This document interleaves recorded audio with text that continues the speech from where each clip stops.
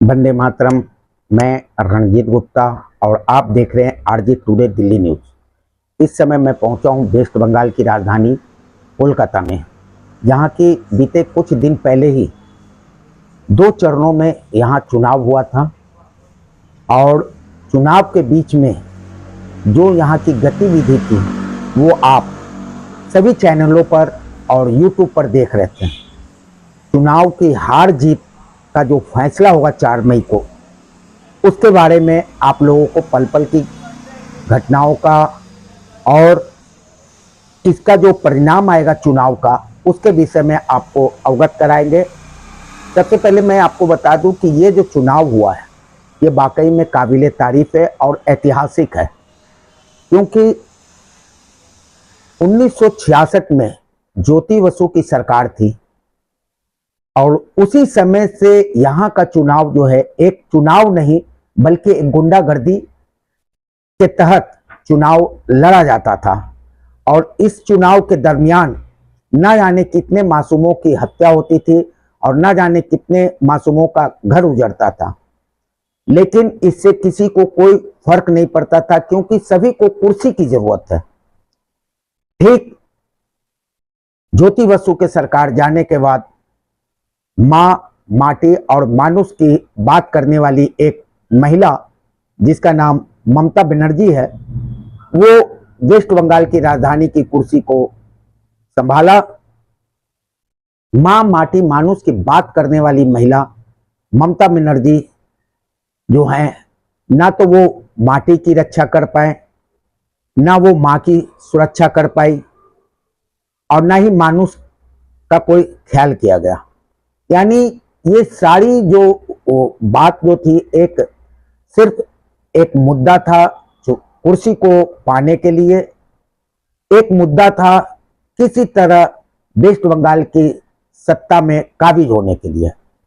जब ममता बनर्जी की सरकार बनी तो ममता बनर्जी ने बखूबी 5 साल अच्छी तरह से वेस्ट बंगाल की जनता पर राज किया और 5 साल के बाद फिर वही जो ज्योति बसु अपने कार्यकाल में करते थे, चुनावों में धांधली, मारा पीटी, जो व्यक्ति चुनाव में उनको वोट नहीं देते उनके ऊपर अत्याचार करते, उनके ऊपर जो है अगजनी करते, उनकी मां बहन बेटियों के साथ इज्जत लूटते।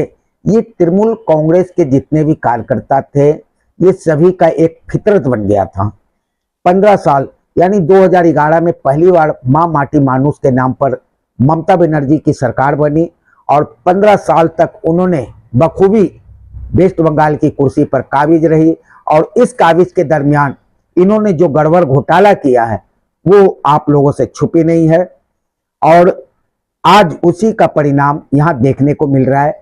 यहाँ की जनता चाहती है बदलाव, यहाँ की जनता चाहती है महिलाओं की सुरक्षा, यहाँ के युवा चाहते हैं रोजगार, यहाँ के व्यापारी चाहते हैं उद्योग, यहाँ के लोग चाहते हैं कि यहाँ साफ सुथरी व्यवस्था हो और साफ सुथरा यहाँ पे सभी काम हो।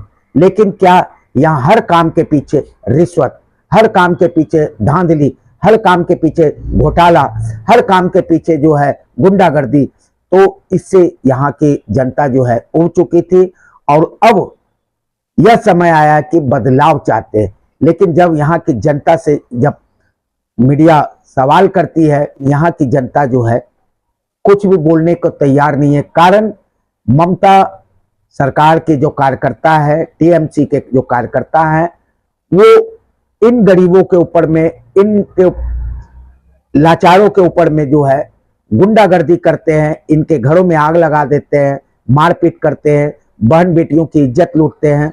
इसी डर के माहौल से कुछ भी बोलने को तैयार नहीं है। लेकिन आप समझ सकते हैं कि तैयार नहीं है तो इसका रीजन क्या है। जरूर एक फूल यानी कमल का फूल खिलने वाला है, क्योंकि जनता को पता है कि मैंने वेस्ट बंगाल के अंदर में बदलाव करनी है और करके रहेंगे। और यहाँ की जनता जो है साइलेंट मूड का मतदाता है और साइलेंट मूड से उन्होंने अपना मतदान दिया है। और यही कारण है कि लोग खुल करके मीडिया के सामने अपनी बात नहीं रख पा रहे हैं। कारण अभी भी चाहे टीएमसी हो, चाहे बीजेपी हो, और चाहे वेस्ट बंगाल का जनता हो या भारत की जनता हो, उन्हें अभी भी ये समझ में ना आ रही है कि 90 से 93% तक की यहाँ मतदान हुई है। पता नहीं किस पलड़े में वोट गिरा है और किस पलड़े में नहीं गिरा है। अगर ममता की सरकार आती है तो जो लोग बोलने से कतरा रहे हैं, जिन लोगों ने बीजेपी को वोट दिया है, उन लोगों का खैर नहीं। कारण उनके जो कार्यकर्ता है वो उपद्रवी है, बांग्लादेशी घुसपैठिए हैं, रोहिंग्या मुसलमान है। कई लाख यहां से मतदाताओं का वोट कटा है और जो भी वोट कटी है वो सारे रोहिंग्या मुसलमान और बांग्लादेशी मुसलमान हैं। और इन्हीं को अपना मतदाता बना करके, इन्हें यहाँ सुरक्षा प्रदान करके, यहाँ पर उन लोगों की हर चीज की व्यवस्था को मुहैया करा करके ममता सरकार जो है यहाँ पर अपना सत्ता चला रही थी। आज परिणाम स्वरूप यह है कि अमित शाह ने एसआईआर कर करके इन सारे जो घुसपैठिए बांग्लादेशी जो ममता सरकार के संरक्षण में थे उनको बाहर निकाल फेंका है और साफ सुथरी मतदान कराने का वचनबद्ध लेकर के यहाँ पर साफ सुथरा मतदान कराया गया। जैसा कि देख रहे हैं कि बीते कई चुनावों में महिलाओं के साथ छेड़खानी, बलात्कारी और बूथ कैप्चरिंग करना, बम फोड़ना, मारपीट, लड़ाई झगड़ा, इस तरह की कई घटनाएं घटती थी। लेकिन इस बार 93% मतदाता घर से बाहर निकल करके अपने सरकार को चुना है, चाहे वो टीएमसी हो और चाहे बीजेपी हो। लेकिन मतदान जो हुआ है वो एक ऐतिहासिक है और ऐतिहासिक इसलिए कहा जा रहा है कि ना तो यहाँ पर कोई बूथ कैप्चरिंग हुई है, ना ही यहाँ पर कोई बैलेट बॉक्स लेकर के भागा है, और ना ही यहाँ पर कोई बम फटी है, और ना ही किसी महिलाओं के इज्जत आबरू पर कोई प्रश्न चिन्ह लगा है। तो ये चीज यहाँ पर जो है एक ऐतिहासिक है और यहाँ पर अभी बीजेपी सरकार काफी समय तक रहेगी। और जैसा कि गृह मंत्री भारत सरकार के यहाँ काफी चुनाव से पहले से ही अपना यहाँ पर अड्डा जमाए हुए हैं और हर गतिविधि, हर कार्यों पर उनका ध्यान लगा हुआ है। अब मैं बता दूं कि अब जो गृह मंत्रालय सरकार की आदेश है कि यहाँ पर सेंट्रल फोर्स जो यहाँ पर तैनात है वो 2 महीने यानी 60 दिन तक रहेंगे। जब तक बंगाल के चुनाव का परिणाम ना आ जाए तब तक यहाँ गवर्नमेंट बनी रहेगी। अगर बीजेपी की सरकार बनती है तो सेंट्रल गवर्नमेंट सबसे पहले उन उपद्रवियों को, जिनका यहाँ पर चिन्हित कर लिया गया है कैमरों के आधार पे, और उन लोगों को पकड़ पकड़ करके इन लोगों को सबक सिखाएगी। और जिन लोगों ने 15 साल के अंदर में बंगाल को खोखला किया है, यहाँ की गरीबों का जो हक मारा है, उन लोगों के ऊपर भी जो है यहाँ पर कार्रवाई की जाएगी, ईडी की रेड पड़ेगी और इन लोगों से पूछा जाएगा कि आय से ज्यादा इनकम कहां से आई। तो ये है वेस्ट बंगाल का हाल समाचार और मैं आपको लगातार जब तक कि यहाँ सरकार की शपथ ग्रहण ना हो तब तक मैं आपको इसका अपडेट देता रहूंगा।